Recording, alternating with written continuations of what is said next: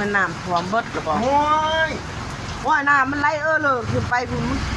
ท่วมเบิดเต็มที่ว่าวไปเบิ้งกูบ่ได้ไปเบิ้งนะข่อยฝนตกบนมือมัน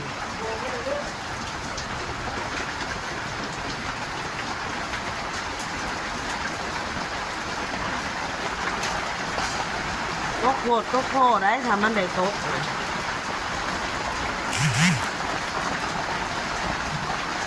โอ้ย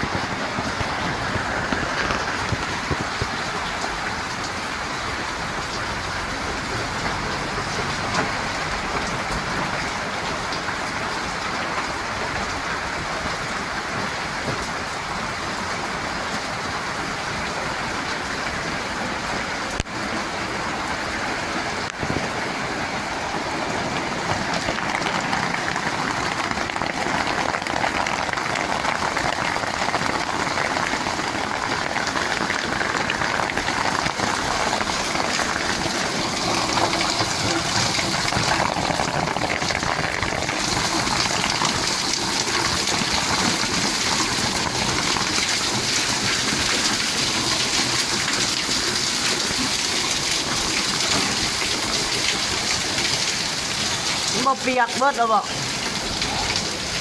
โอ้มันบ่ไหลเข้ามาเนาะ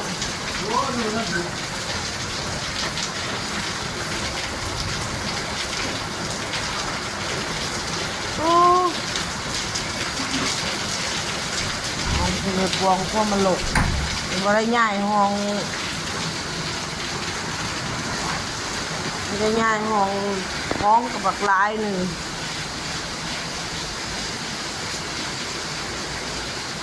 โอ้บางทีพวงแล้วเอาห้องมาไล่มาไหวตายคนคล้องไปไหวเคยได้บาท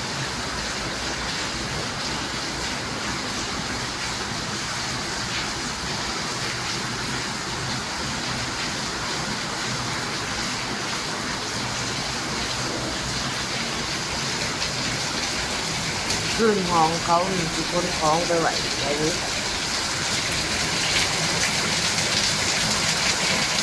วันนี้เงินจ่ายค่าห้องเลยนะพี่น้องเลยขึ้นห้องเขาเลยกินเดือนเลย